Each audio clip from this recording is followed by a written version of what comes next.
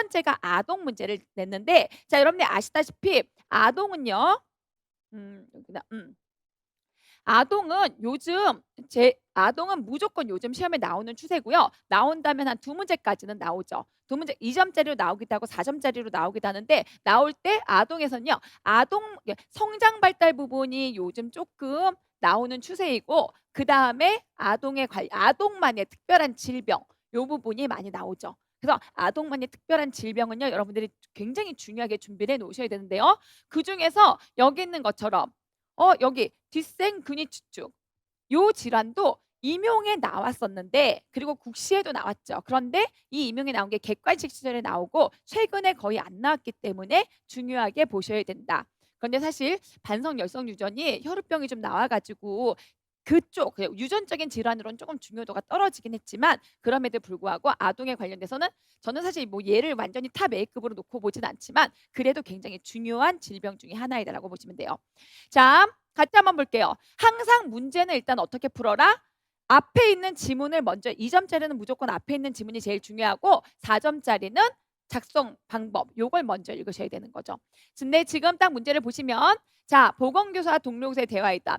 징후 명칭을 쓰고 니은에 들어갈 말을 쓰시오. 기억의 징후 명칭 니은에 들어갈 말. 사실 지금 시점에 공부를 시작하신 분이 아니고서 그래도 저 1년 했는데요 라고 했는데 이걸 틀리시면 좀 반성을 하셔야 돼요.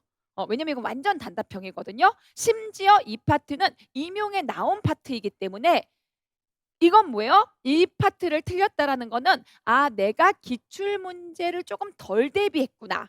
사실 지금쯤 되면요. 1 월부터 4 월까지는 이해가 돼야 되고요. 5 월, 6 월엔 최소 기출 내용은 분석이 좀 들어갔었어야 돼요. 완전히 다 암기는 몰라도 "선생님 저 알았는데 암기가 좀 부족해서요." 요거까지는 괜찮지만 뭘 물어보는지 모르겠는데 DCNA 알지. 근데 뭐지 이건? 이렇게 들어갔다면 조금 공부 방법을 조금 더 암기 중심으로 들어가셔야 돼요. 그리고 저희는 이제 그 같이 여기 강의 들으시는 분들은 새벽 6 시부터 스터디를 해요. 6 시에 6시 반에 서로 추접스럽게 만나 가지고 만나게 의료 선생님 만나시거든요. 만나서 계속 읊으신단 말이에요, 본인들이. 맞든 틀리든. 근데 이거는 그 스터디를 해라 안 해라 이게 문제가 아니라 내가 그렇게 하루에 일정 시간을 정해야 돼요. 무조건 습관화를 만들어야 되거든요. 그리고 그 시간만큼 매일매일 어느 정도의 항목은 암기를 해야 돼요. 전체적으로 내 공부하는 것과는 별개로. 그러니까 예를 들어서 내가 솔직히 저는 선생님의 성함을 제일 처음에 물어본 건 답안지가 굉장히 인상적이었거든요. 사실 선생님 같은 경우는 두 과목도 공부를 하셔야 돼요. 무슨 말이냐면 지금 지역사회네 그러면 지역사회도 공부를 하지만 아침에 6 시에 눈을 떠 가지고 내가 DSM-5를 좀 읊어 볼 거야. 그러면서 아침에 눈 떠서 DSM-5의 진단 기준을 몇 개 읊고 도로 자시면 안 되죠. 이제 그다음에 지역사회를 공부하고 아침 9 시는 완전히 머리를 깨우고 그다음에 공부에 들어가야 된다라는 거죠. 이렇게 매일매일 누적해서 암기를 하면요. 요런 것들은 틀릴 수가 없어요. 자, 같이 한번 볼게요. 저희 아들이 5 살이에요. 바닥에 엎드려 일단 손으로 자리를 짚고 몸을 일으키는 동작을 보여요. 그래요. 그냥 쭉 읽어볼게요. 계단을 오르거나 이럴 때 자주 넘어져서 병원을 갔더니 DCN은 근위영양증이래요. 뭐 DCN은 근위영양증이라고도 있는 교과서가 있고 뒷생근위축증이라고 하는 교과서도 있어서 두 개를 다 써봤어요. 어떤 용어로 나올지 모르니까. 저는 저의 특징이 교과서 두 개에서 서로 다른 용어 쓰면 갖다 짜집는 게 특징이거든요. 왜냐면 물론 진짜 시험은 하나로 나오겠지만 어떤 용어로 나올지 모르니까. 자, 이랬을 때 자, 보세요. 우리가 근위 영양증이라면 지금쯤은 이제 뭐가 나와야 되냐면 질병이 딱 나온다. 그럼 그 질병이 어디에 있는지는 당연히 알아야 되지만 정의, 증상, 진단, 치료, 간호가 어느 정도의 키워드는 하나씩은 나와야 돼요. 그런데 "저 선생님 안 나오는데요. 저 공부 이제 시작해 가지고 안 나와요." 그러면 남들보다는 잠을 줄여서라도 그 과정이 되도록 몇 개월간 바짝 공부를 하셔야 된단 말이에요. 그러면 DC에는 근육양증 그러면 공부가 좀 되셨다는 분들은 이 질병을 보는 순간 정의? 정의가 뭐예요? 일단 여러분들이 알고 있는 키워드가 정의에서 키워드만 나오면 돼요. 반성 열성 유전이었나? 뭐 이런 것부터 시작해 가지고 DC에는 디스트로핀이라는 게 있었는데 디스트로핀이 결핍됐던가 감소됐던가 이런 류의 키워드가 나와야 된단 말이에요. 그리고 디스트로핀이 뭐였지? 근섬유였던가 막 이런 식으로 키워드가 자꾸 하나 둘씩 떠오르게 자꾸 머리를 자극해야 돼요. 여러분들이 시험에 합격하려고 하면요. 딱 하나밖에 없어요. 인출밖에 없어요, 인출. 눈으로 계속 인풋 넣는 거는 아무 소용이 없단 말이에요. 지금 이제 7 월부터 계속 하셔야 되는 게 당연히 눈으로는 보죠. 인풋을 하지만 책 다 봤다, 깜지 썼다 이 정도는 절대 안 되고 아침에 눈 떠서 인풋, 점심에 인풋, 저녁에 인풋 아니 아웃풋이죠. 미안해요. 이게 계속 아웃풋, 아웃풋, 아웃풋을 내셔야 된단 말이에요. 이런 키워드들이 있었네. 그러면 이거 반성 열성 유전이면 떠오르는 키워드를 보는 거죠. 그러면 이거는 일단은 주로 열성이면은 남아한테 많이 나타난단 말이에요. 스몰 x, 스몰 y, 스몰 y인 경우는 흔하지 않으니까 스몰 xx면 죽어버린단 말이에요. 제가 열성과 우성도 수업 중에는 비교를 해드렸지만 우성은 뭐라고요? 스몰 x 하나만 있어도 질병으로 발현되는 것. 열성은 스몰 x 두 개여야지만 질병으로 발현되는 건데 그럼 여자애들의 스몰 x 두 개면 질병으로 발현되기도 전에 사산돼 버려요. 워낙 유전자가 열세해가지고 그래서 주로 남자애들이 스몰 x, 라지 y인 경우가 질병으로 발현되면서 반성으로 즉 남자한테만 그 질환이 많이 유전되게끔 나타난다라는 거죠. 여자는 죽어버리니까. 이래서 반성 열성 유전이 주로 남한테 나타나는데 우리가 DCN은 최소 반성 열성 유전이라는 걸 알기 때문에 근데 여기서 보이죠? 어떤 질환이라고 했더니 아주 땡큐하게 써줬어요. 근육 조직이 점점 소실되는 특징을 갖는 성염색체 열성 질환이다. 특히 디스트로피라는 단백질이 부족한 거다. 이렇게 외우시면 된단 말이에요. 좋아. 뒷생 근육축증, 조직이 점점 소실돼 그 디스트로핀이라는 단백질이 부족해서 이걸 외우시면 된단 말이에요. 디스트로핀은 근섬유를 형성하는 단백질이네. 그런데 이게 유전적으로 부족해지거나 결핍되어 있기 때문에 근육 조직이 점점 소실되면서 이상 증상을 일으키는 거네. 근육 퇴직 증상을 일으키는 거네. 그러다 보니 바닥에 엎드렸다가 일어날 때 손으로 다리를 짚거나 자주 넘어진다. 이건 뭐예요? 하지의 근육에 손상이 온 거다라는 거죠. 대부분의 근신경 이상은 하지부터 시작한단 말이에요. 그리고 상지로 타고 올라와요.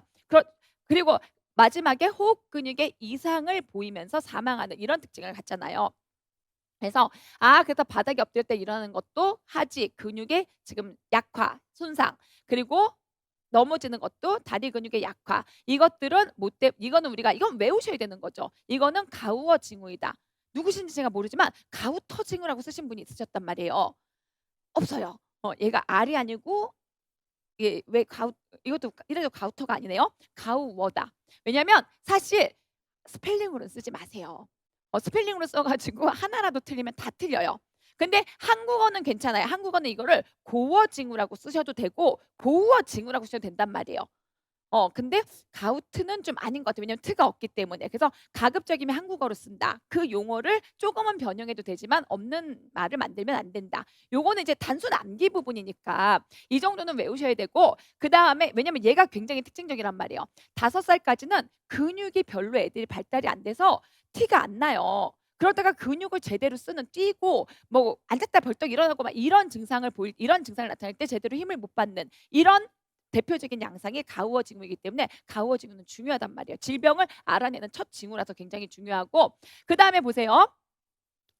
자 우리가 정에 대해서 봤고 그러면 증상에 대해서도 한번 생각해 봐야 되잖아요. 좋아. 디스트로핀이 부족해. 근 수축이 일어난대. 근 위축이 일어난대. 그래서 어떤 증상이 일어나는데? 좋아. 앉았을 때 잘 일어나지 못해. 뒤뚱뒤뚱 일어나. 그리고 근육이 다리에 있는 근육이 위축이 되면 어떻게 돼요? 걸음에 이상이 있을 거 아니에요. 걸음에 어떤 증상이 있느냐에 따라서 우리가 증상명이 좀 다르단 말이에요. 그러면 또 보세요. 종아리가 단단하대요. 근육이 위축된 것 같지 않아요. 자 보세요. 이거 종아리, 다리를 한번 생각해 보잔 말이에요. 우리가 근육 있는 쪽이 종아리, 비복근이라고 부르죠. 그리고 대퇴근도 있단 말이에요. 자, 비복근이 단단해지면 어떻게 되겠어요? 우리 근육이 하는 일은 뭐예요? 근육은 서로 잡아당겨줘서 운동을 일으키는 일을 한단 말이에요. 얘가 단단해지면 어떻게 돼요? 다리, 운동이 일어나지 않는다면 발쪽에 운동이 일어나지 않아요. 그래서 어떻게 돼요? 첨조기가 발생한다고요. 발목이 굽혔다 폈다 하는 이런 운동이 일어나지 않는다는 거죠. 비복근의 이상으로 첨조기가 발생하고 대퇴사근 이상해지면 어떻게 돼요? 허벅지가 힘을 못 받아요. 그러면 무릎을 굽혔다 폈다가 안 된단 말이에요. 이런 보행은 우리가 뭐라 그래요? 전국보행, 동요보행이라고 한단 말이에요.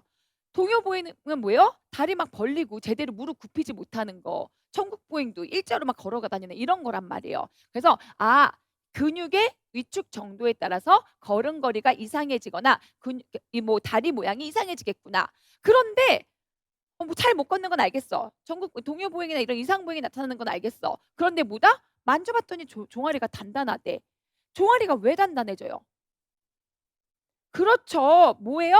근육이 위축되니까 그 위축된 부위가 뭐예요? 지방과 섬유로 대치되는 양상을 나타낸단 말이에요. 근육이 없으니까 거기에 자꾸만 지방이 껴요. 그리고 섬유소가 껴가지고 역으로 더 나무 판자처럼 단단한 양상을 띈다고 해요. 우리가 이 나무 토막처럼 단단한 양상을 띈다는 걸 뭐라고 부른다고요? 가성비대라고. 가짜로 근육이 비대되는 것처럼 보이지만 실제는 지방이었단 말이에요. 가성비대, 이것은 지방 조직과 섬유 조직이 근육을 대체해서 침윤된 증상이다라는 거죠.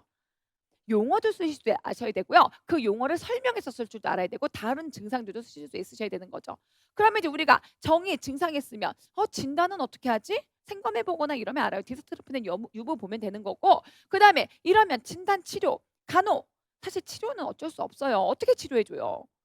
그냥 간호 어떻게 해 줘요? 근육을 어린 시절부터 열심히 훈련시켜 주는 방법밖에 없어요. 왜냐면 얘는 어쩔 수 없이 진행성 질환이기 때문에. 진행성 퇴행성 질환. 그래서 얘는 간호나 이런 게 나오기보다는 증상 명칭, 진단 뭐 진단도 뭐 생검이기 때문에 별로 안 나올 거고, 질병 명칭, 얘를 뒤생근위축 증가. 또 다른 근위축 증은 뭐예요?